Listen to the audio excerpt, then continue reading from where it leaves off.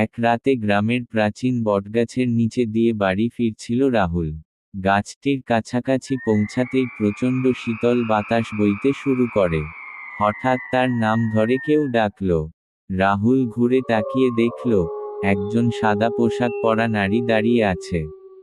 তার চুলগুলো এলোমেলো, আর মুখের অবস্থা ভয়ঙ্কর। রাহুল ভয় পা জমে দাঁড়িয়ে রইল। নারীটি আস্তে আস্তে তার দিকে এগিয়ে এসে বলল, আমার সাহায্য দরকার।